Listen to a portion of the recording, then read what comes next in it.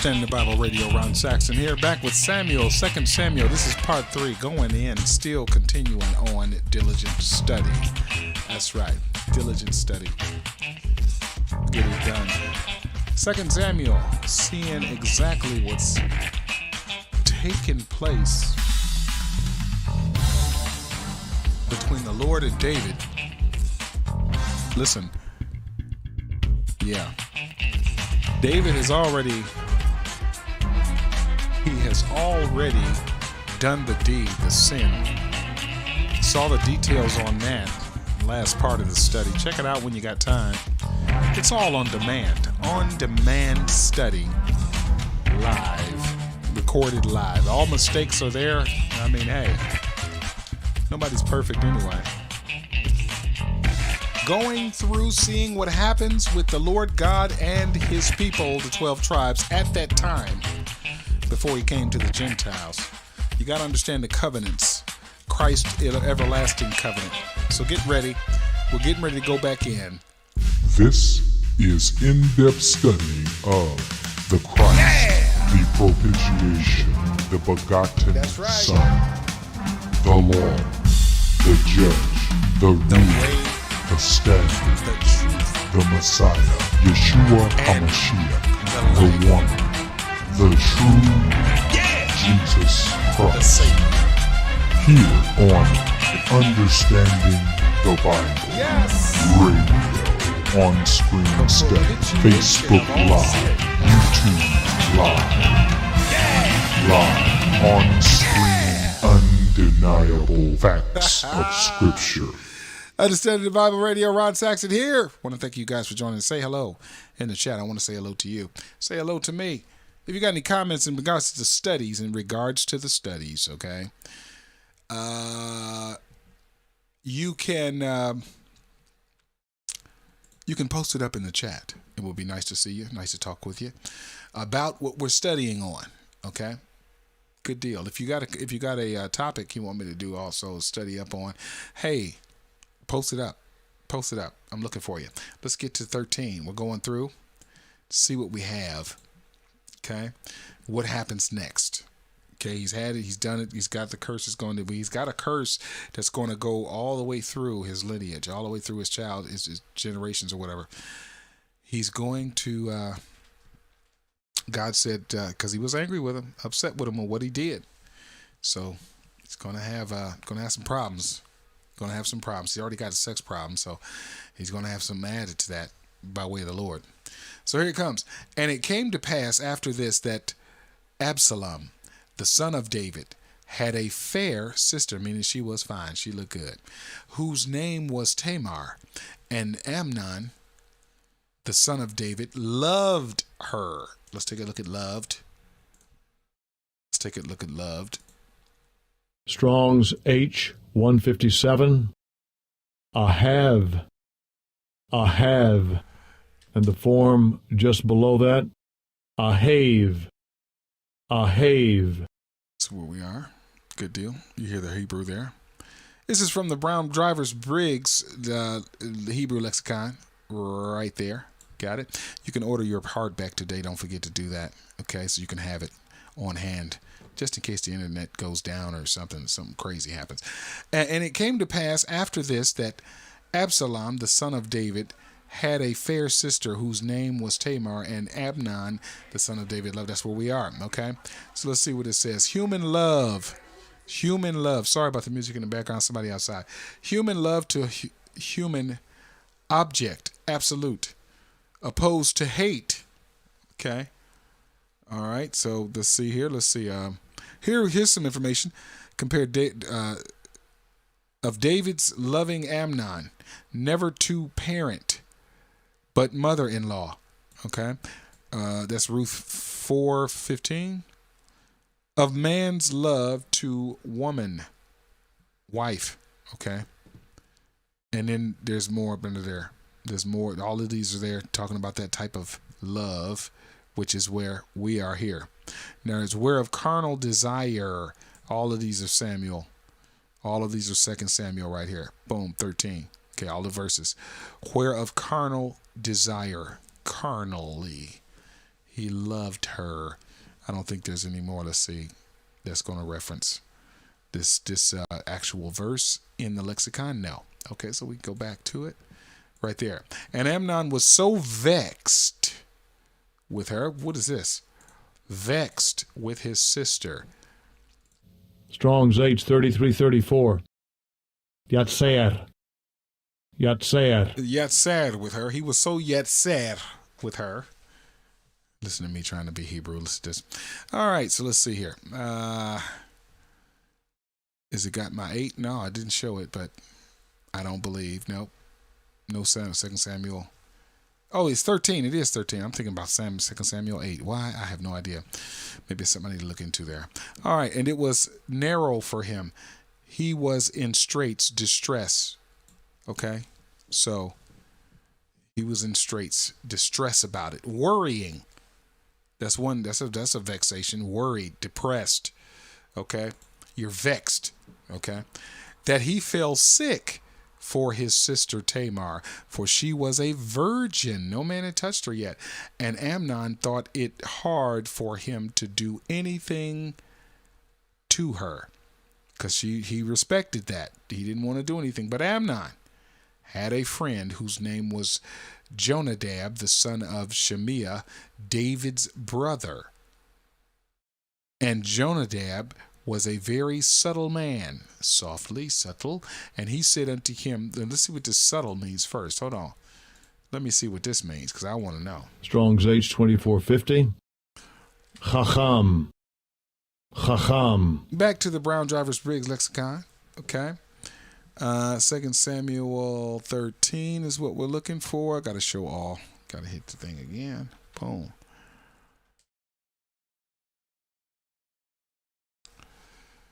Okay, and there it is.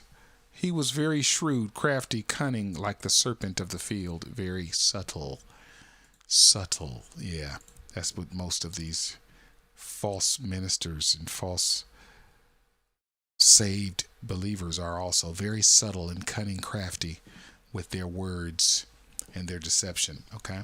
So that's what he was. He was very cunning and crafty with what he was doing. Subtle.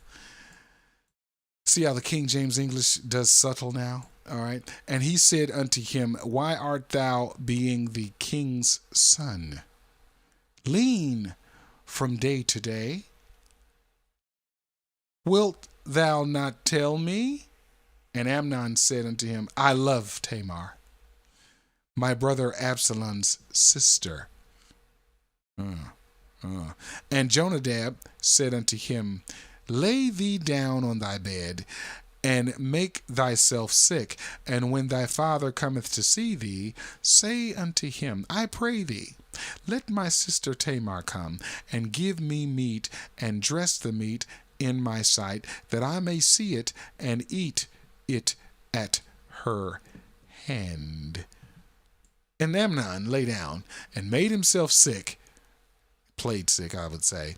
And when the king was come to see him, Amnon said unto the king, I pray thee, I'm sure the king is David, I'm sure, let Tamar my sister come and make me a couple of cakes in my sight, that I may eat at her hand. So he's probably using something here, some kind of divination, witchcraft, something like that. Let her make you something to eat, and eat it from her. Okay. Then David sent home to Tamar, saying, go now to thy brother Amnon's house and dress him meat. So Tamar went to her brother, okay, Amnon's house, and he was laid down, and she took flour and kneaded it and made cakes in his sight, and did bake the cakes. She took a pan and poured them out before him, and he refused to eat. And Amnon said, have out all men from me. And they went out, every man from him. Nobody in the room, everybody get out. And Amnon said unto her, bring the meat into the chamber, that I may eat of thine hands. So you're going to feed me. And Tamar took the cakes which she had made, and brought them into the chamber, and to Amon her brother. And when she had brought them unto him to eat, he took hold of her. and said unto her, Come lie with me, my sister. And she answered him, Nay, my brother, what are you doing, you crazy idiot? Do not force me, for no such thing ought to be done in Israel. That's true. Do not thou this folly. And I, whither shall I cause my shame to go? King James English. And I, whither shall I cause my shame to go? And as for thee, thou shalt come as one of the fools in Israel. Now therefore I pray thee, speak unto the king, for he will not withhold me from thee. Howbeit he would not hearken unto her voice, but being stronger than she, forced her and lay with her. Look at what greed will do to you. Greed and desire. Look at that. And Amnon hated her exceedingly, so that the hatred, he hated her. Wait a minute. We're learning something here. What greed does. It's a fruit of greed. First, you're greedy for the forbidden. Notice that? You're being anxious for it, depressed about it, vexed for it. Look at that. And then when you get it, something else comes up in you that you didn't think you had going on from this greed. Hatred. Okay, he hated her. Okay, I'm sorry. He had the hatred there. Wherewith he hated her was greater than the love wherewith he had loved her. And Amnon said unto her, Arise and be gone. Now you done took the girl and laid with the girl, done raped your sister, and now you done took her and had her, and now you hate her. Look at that. And she said unto him, This is no cause. This evil in sending me away is greater than the other that thou didst unto me. But he would not hearken unto her. Then he called his servant that ministered unto him and said, Put now this woman out from me and bolt the door after her. Wow. That's some serious hatred right there. And she had a garment of diverse colors upon her, for with such robes were the king's daughters that were virgins apparelled. Then his servant brought her out and bolted the door after her. He did what he told him to do. And Tamar put ashes on her head and rent her garment of diverse colors that was on her, and laid her hand on her head, and went on crying. And Absalom, her brother, said unto her, Hath Amnon, thy brother, been with thee? But hold now thy peace, thy sister. He is thy brother. Regard not this thing. So Tamar remained desolate in her brother Absalom's house. But when the king David heard of all these things, he was very wroth, very upset, furious, angry.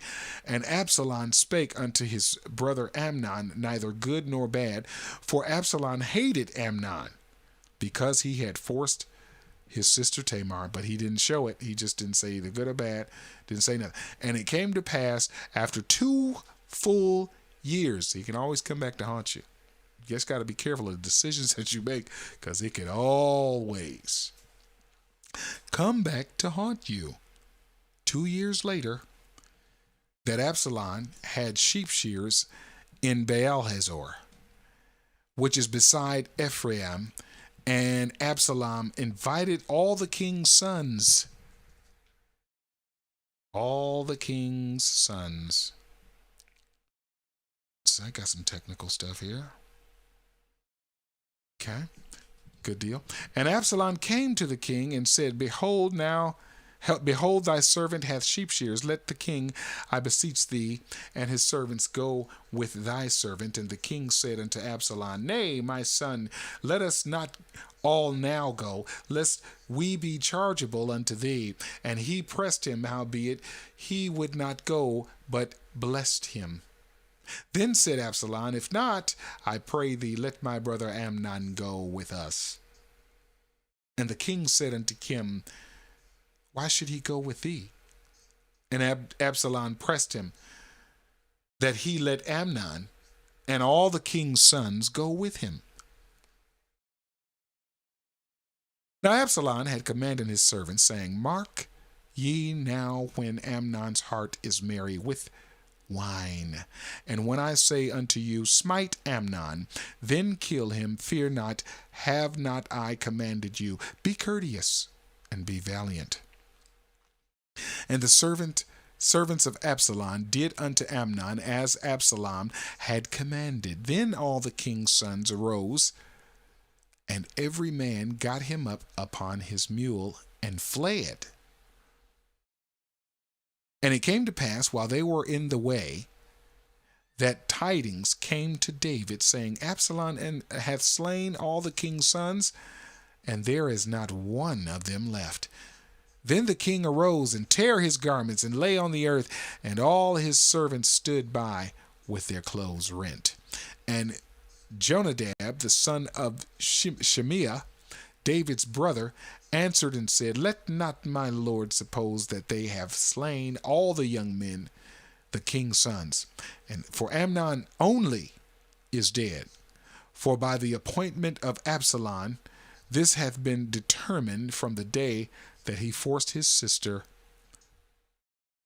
Tamar. Now therefore, let not my lord the king take the same to his heart, to think that all the king's sons are dead, for Amnon only is dead. But Absalom fled, and the younger man that kept the watch lifted up his eyes and looked, and behold, there came much people by the way of the hillside behind him. And Jonadab said unto the king, Behold, the king's sons come, as thy servant said, so it is. And it came to pass, as soon as he had made an end of speaking, that, behold, the king's sons came and lifted up their voice and wept, and the king also and all his servants wept very sore. But Absalom fled and went to Talmai, the son of Ammihud, king of Geshur, and David mourned for his son every day. So Absalom fled and went to Geshur, and was there 3 years. And the soul of King David longed to go forth unto Absalom, for he was comforted concerning Amnon, seeing he was dead. So he was kind of okay with it, but he still got to remember what the Lord had told him after he did what he did with Uriah, killing him for Bathsheba. Now Joab the son of Zuriah perceived that the king's heart was toward Absalom. And Joab sent to Tekoa, and fetched thence a wise woman, and said unto her, I pray thee, feign thyself to be a mourner, and put on now mourning apparel, and anoint not thyself with oil, but be as a woman that had a long time mourned for the dead. And come to the king, and speak on this manner unto him. So Joab put the words in her mouth. And when the woman of Tekoa spake to the king, she fell on her face to the ground, and did obeisance, and said, Help, O king. And the king said unto her, What aileth thee? And she answered, I am indeed a widow woman, and mine husband is dead. And thine handmaid had 2 sons, and they two strove together in the field, and there was none to part them, but one smote the other and slew him. And behold, the whole family is risen against thine handmaid. And they said, Deliver him that smote his brother, that we may kill him for the life of his brother, whom he slew, and we will destroy the heir also. And so they shall quench my coal which is left, and shall not leave to my husband neither name nor remainder upon the earth. And the king said unto the woman, Go to thine house, and I will give charge concerning thee. And the women of Tekoa said unto the king, My lord, O king, the iniquity be on me and my father's house, and the king and his throne be guiltless. And the king said, Whosoever saith aught unto thee, bring him to me, and she shall not touch thee any more. And Then said she, I pray thee, let the king remember the Lord thy God, that thou wouldest not suffer the revengers of blood to destroy any more, lest they destroy my son. And he said, As the Lord liveth, there shall not one hair of thy son fall to the earth. Then the woman said, Let thine handmaid, I pray thee, speak one word unto my lord the king. And he said, Say on. And the woman said, Wherefore then hast thou thought such a thing against the people of God? For the king doth speak this thing as one which is faulty again. He's doing it again. He's caught again. In that the king doth not fetch home again his banished. For we must needs die, and are as water split on the ground, which cannot be gathered up again. Neither doth God respect any person, yet doth he devise means that his banished be not expelled from him. Now, therefore, that I am come to speak of this thing unto my lord the king, it is because the people have made me afraid, and thy handmaid said, I will now speak unto the king, that it may be that the king will perform the request of his handmaid. For the king will hear to deliver his handmaid out of the hand of the man that will destroy me and my son together out of the inheritance of God. And thine handmaid said, The word of my lord the king shall now be comfortable, for as an angel of God, so is my lord the king to discern good and bad. Therefore, the Lord thy God will be with thee.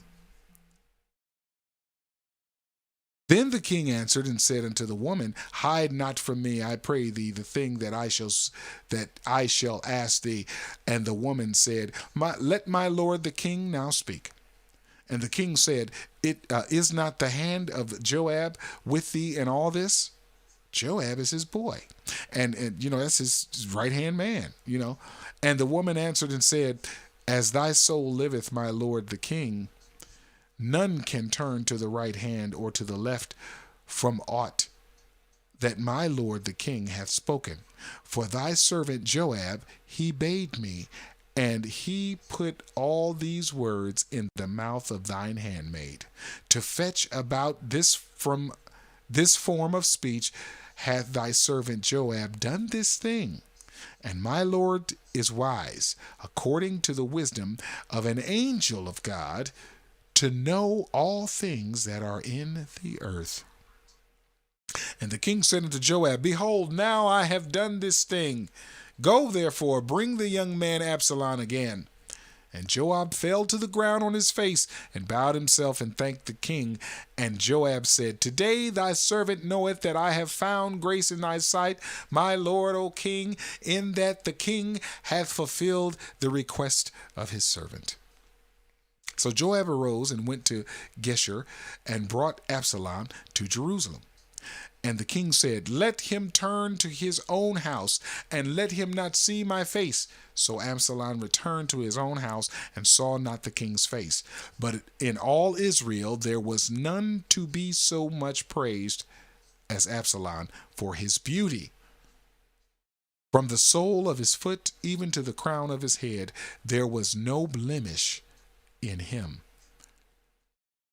And when he polled his head, for it was at every year's end that he polled it, because the hair was heavy on him, therefore he polled it. He weighed the hair of his head at 200 shekels after the king's weight. So he had some thick, beautiful, long hair. And to Absalom there were born 3 sons and 1 daughter, whose name was Tamar, when she was a woman of a fair countenance. So Absalom dwelt 2 full years in Jerusalem, and saw not the king's face. Therefore Absalom sent for Joab to have sent him to the king, but he would not come to him. And when he sent again the second time, he would not come. Therefore he said unto his servants, See, Joab's field is near mine, and he hath barley there. Go and set it on fire. And Absalom's servants set the field on fire. And Joab arose. Then Joab arose and came to Absalom to his house and said unto him, Wherefore have thy servant set my field on fire? And Absalom answered Joab, Behold, I sent unto thee, saying, Come hither, that I may send thee to the king, to say, Wherefore am I come from Geshur? It had been good for me to have been there still. Now, therefore, let me see the king's face. And if there be any iniquity in me, let him kill me. Okay, so since you don't want to come to me, Joab, I'll get you to come to me. I'll go set your field on fire. I'm sitting up in here too long. I've been waiting too long for him to see the king, to see my dad, David. So Joab came to the king and told him. And when he had called for Absalom, he came to the king and bowed himself on his face to the ground before the king. And the king kissed Absalom. So this is his dad, Absalom his son. Let's see what else we got. And it came to pass after this that Absalom prepared him chariots and horses and 50 men to run before him. And Absalom rose up early and stood beside the way of the gate. And it was so that when any man that had a controversy came to the king for judgment, then Absalom called unto him and said, Of what city art thou? And he said, Thy servant is of one of the tribes of Israel. And Absalom said unto him, See, thy matters are good and right, but there is no man deputed of the king to hear thee. Absalom said, Moreover, oh, that I were made judge in the land, that every man which hath any suit or cause might come unto me, and I would do him justice. And it was so that when any man came nigh unto him to do some obeisance, he put forth his hand and took him and kissed him. And on this manner did Absalom to all Israel that came to the king for judgment. So Absalom stole the hearts of all the men of Israel. Oh. And it came to pass after 40 years that Absalom said, after 40 years of this, unto the king, I pray thee, let me go and pay my vow, which I have vowed unto the Lord in Hebron. For thy servant vowed a vow while I abode at Geshur in Syria, saying, If the Lord shall bring me again indeed to Jerusalem, then I will serve the Lord. And the king said unto him, Go in peace. So he arose and went to Hebron. But Absalom sent spies throughout all the tribes of Israel, saying, As soon as ye hear the sound of the trumpet, then ye shall say, Absalom reigneth in Hebron. And with Absalom went 200 men out of Jerusalem that were called, and they went in their simplicity, that they knew not anything. Okay, they didn't know what he was doing. And Absalom sent forth Ahithophel, the Gilonite, David's counselor, from his city, even from Gilo, while he offered sacrifices, and the conspiracy was strong, for the people increased continually with Absalom. And there came a messenger to David, saying, The hearts of the men of Israel are after Absalom. And David said unto all his servants that were with him at Jerusalem, Arise, and let us flee, for we shall not else escape from Absalom. Make speed to depart, lest he overtake us suddenly, and bring evil upon us, and smite the city, and with the pledge of the sword. And the king's servants said unto the king, Behold, thy servants are ready to do whatever my lord the king shall appoint. And the king went forth, and all his household after him, and the king left 10 women, which were concubines, to keep the house. And the king went forth, and all the people after him had tarried in a place that was far off. And all his servants passed on beside him, and all the Cherethites, I want to say, and all the Pelethites and all the Gittites, 600 men which came after from Gath, pressed on beside the king. Then said the king to, I want to say, is that Lati or Ittai, the Gittite, wherefore goest thou also with us? Return to thy place and abide with the king, for thou art a stranger and also an exile. Whereas thou comest but yesterday, should I this day make thee go up and down with us, seeing I go whither I may return thou and take back thy brother in mercy and truth be with thee. And Ittai, I want to say Ittai, I don't know, answered the king and said, as the Lord liveth, and as my lord the king liveth, surely in what place my lord the king shall be, whether in death or in life, even there also with thy servant be. And David said to Ittai, go and pass over. And Ittai the Gittite passed over, and all his men and all the little ones that were with him. And all the country wept with a loud voice, and all the people passed over, and the king also himself passed over the brook Kidron, and all the people passed over toward the way of the wilderness. And lo, Zadok also, and all the Levites were with him, bearing the ark of the covenant, because that's what the Levites were used to do, all right, of God. And they set down the ark of God, and Abiathar went up until all the people had done passing out of the city. And the king said unto Zadok, carry back the ark of God into the city, if I shall find favor in thine eyes of the Lord, he will bring me again, and show me both it and his habitation. But if he thus say, I have no delight in thee, behold, here am I, let him do to me as he seemeth good unto him. The king said unto Zadok the priest, art not thou a seer? Here go another one. A seer. More familiar spirit, divination people. Here we go. Return unto the city in peace, and your 2 sons with you, Ahimaaz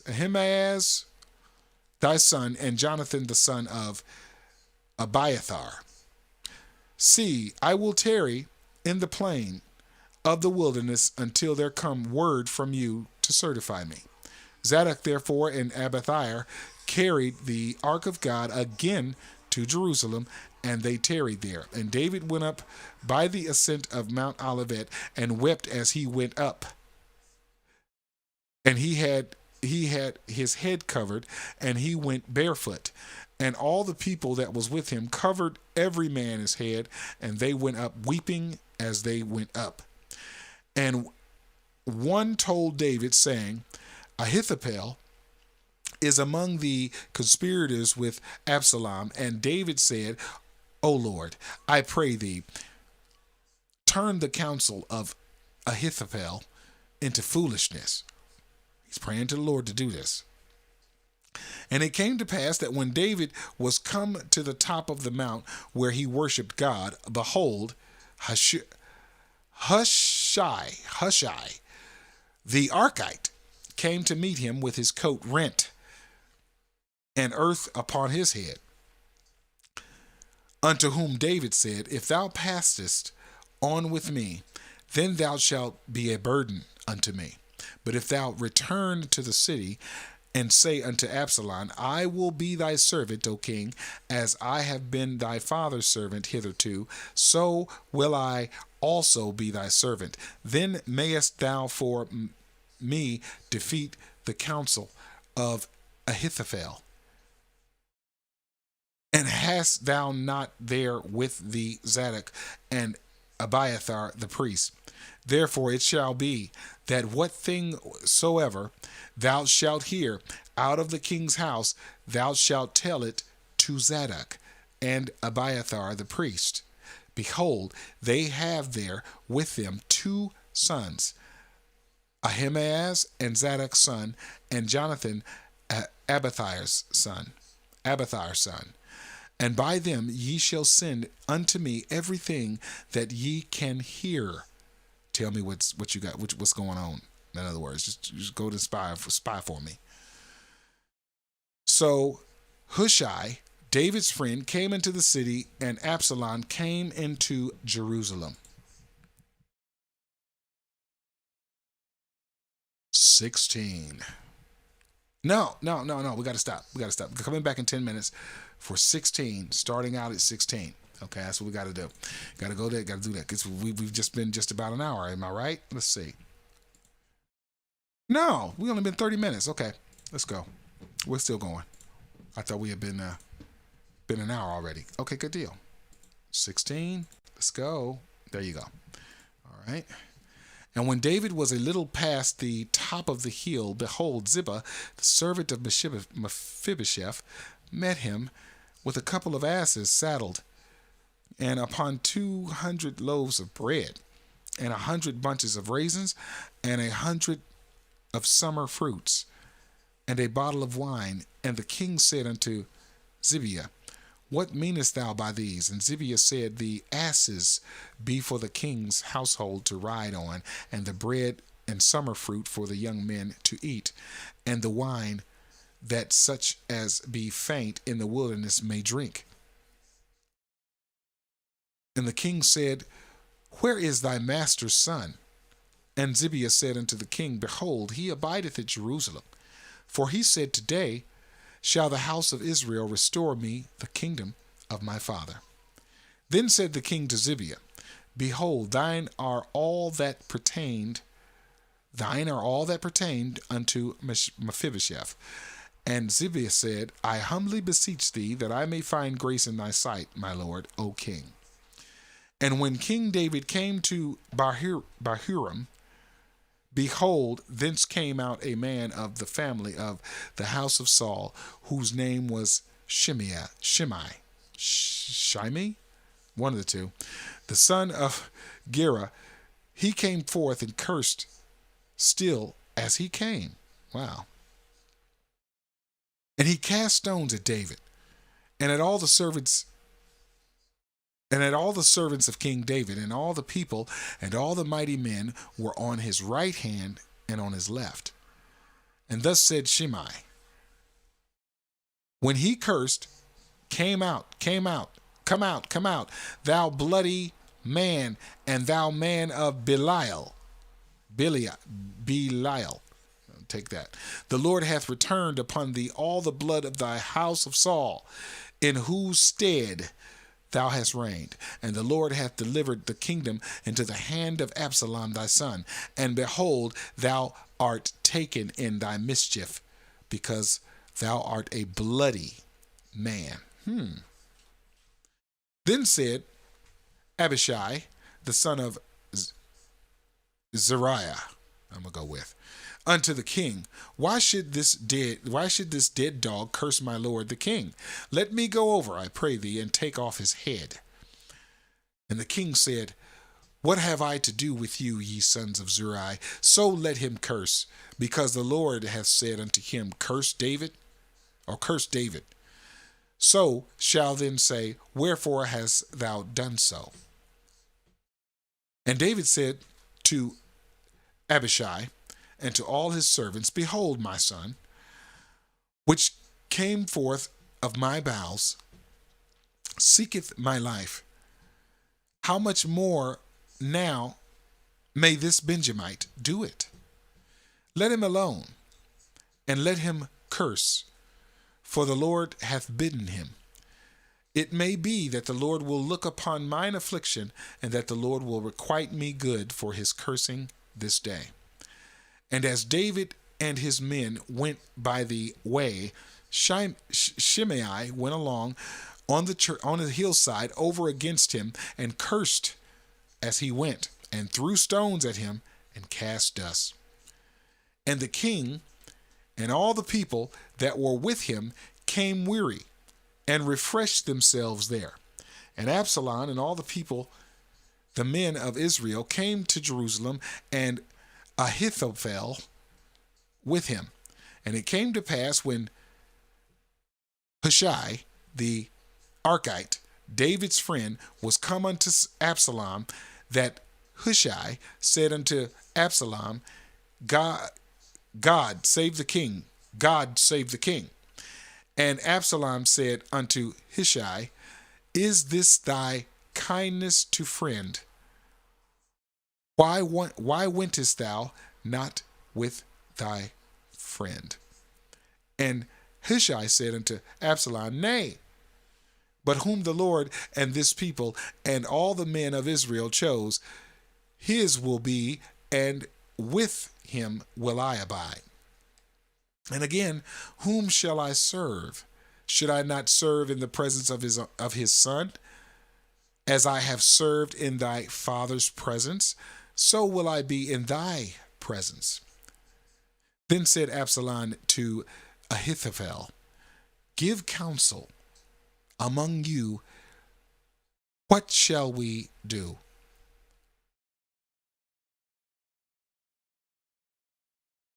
And Ahithophel said unto Absalom, go in unto thy father's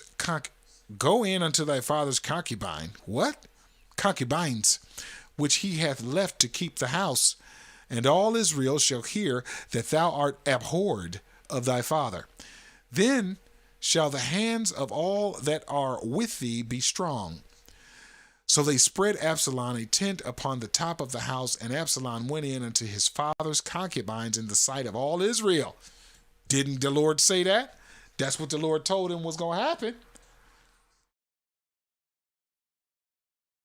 And the counsel of Ahithophel, which he counseled in those days, was as of a man had inquired at the oracle of God. So was all the counsel of Ahithophel, both with David and with Absalom. Yeah, he told him this is what's going to happen. Right up under the sun. Come on. Okay. Got it. Good deal. Okay. I opened in another tab. Sorry. All right. 17. Moreover, Ahithophel said unto Absalom, let me now choose out 12,000 men, and I will arise and pursue after David this night. And I will come upon him while he is weary and weak-handed, and I will make him afraid, and all the people that are with him shall flee, and I will smite the king only. And I will bring back all the people. I will bring back all the people unto thee. The man whom thou seekest is as of all returned. So all the people shall be in peace. And the saying pleased Absalom well, and all the elders of Israel. And then said Absalom, call now Hushai the Archite also, and let us hear likewise what he saith. And when Hushai was come into Absalom, Absalom spake unto him, saying, Ahithophel hath spoken after this manner. Shall we do after his saying? If not, speak thou. And Hushai said unto Absalom, the counsel that Ahithophel hath given is not good at this time. For, said Hushai, thou knowest thy father and his men, that they be mighty men, and that they be chafed in their minds, as a bear robbed of her whelps in the field. And the father is a man of war, and will not lodge with the people. Behold, he is hid now in some pit or in some other place. And it will come to pass, when some of them be overthrown at the first, that whosoever heareth it will say, there is a slaughter among the people that follow Absalom. Getting him to try to reconsider this. That's what he's doing. And he also that is valiant, whose heart is at the heart of a lion, truly utterly melt. For all Israel knoweth that thy father is a mighty man, and they which be with him are valiant men. Therefore I counsel that all Israel be generally gathered unto thee from Dan to Beersheba, as the sand is by the sea for multitude, and that thou go to battle in thine own person. Oh, you storing it up, aren't you?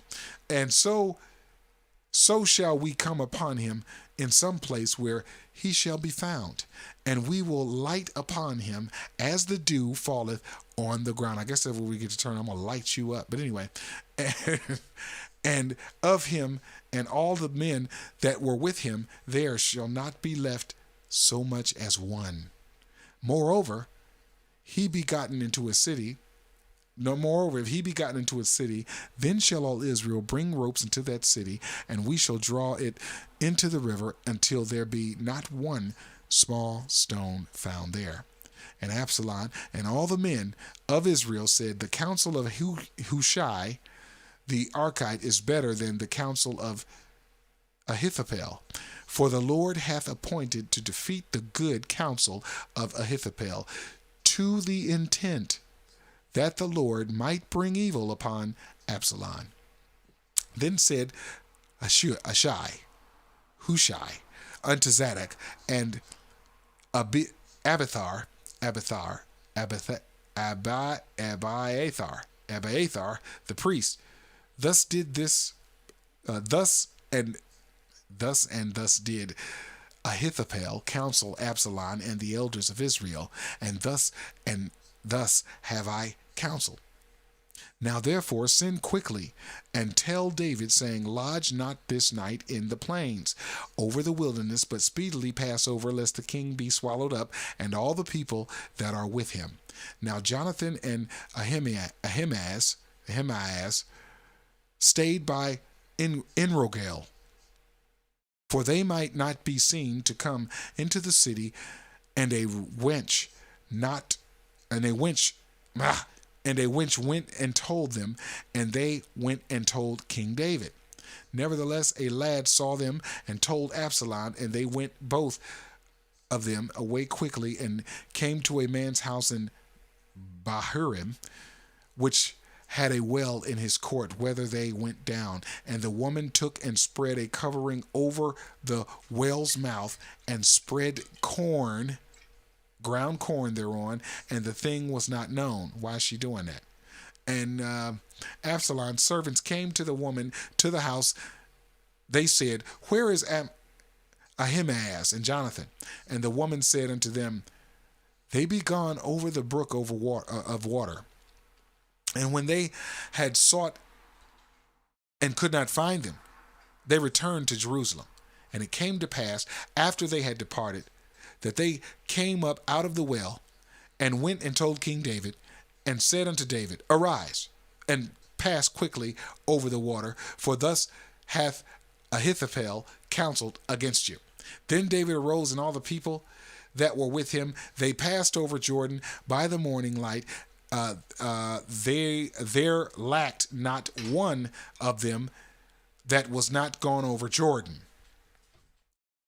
And when Ahithophel saw that his counsel was not followed, he saddled his ass and arose and got him home to his house, to his city, and put his household in order, and hanged himself.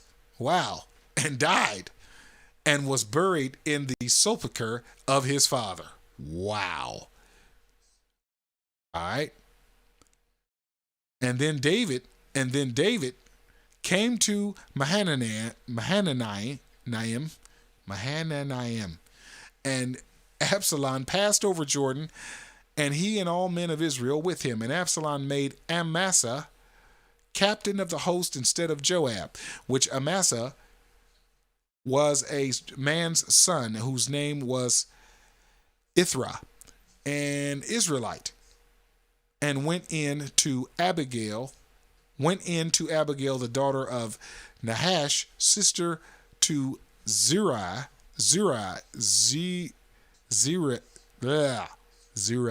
I cannot say that name, Joab's mother. So Israel and Absalom pitched in the land of Gilead, and it came to pass when David was come to Mahanaim, that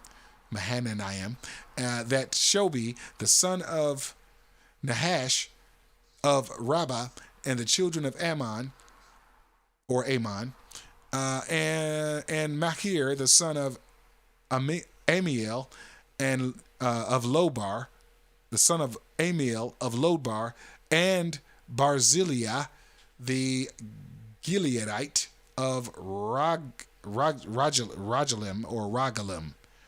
I will say, brought beds and basins and earthen vessels and wheat and barley and flour and parched corn and beans and lentils and parched pulse and honey and butter and sheep and cheese of kine for David and for the people that were with him to eat. For they said, the people is hungry and weary and thirsty in the wilderness.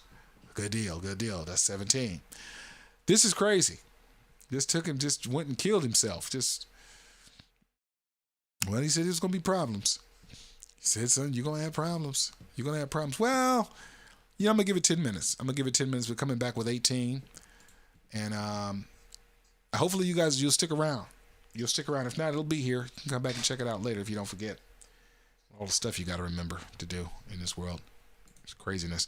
This is what's going on, man. So now David's got these problems. He got all this person saying that the sons are after his kingship. They got trying to kill him. All this other craziness. One son killing himself. They can't get it done. They can't seem to get him handled. Lord is still with David. He still is with him, but this is crazy. One brother in love with the other sister, half sister or whatever it is, and just in love. Then he gets her, has her, and then hates her. Isn't that crazy? That's what happens with greed. Greed makes you see all that you want, and that's it. Nothing else. They don't let you see beyond that. After you get it, what you want, you don't think ahead. You don't think it out and think it through. Very important. Very important. That's why David did the same deal, basically with another man's wife. But the greed, I'm saying it's the root. Greed is that core thing that happens inside.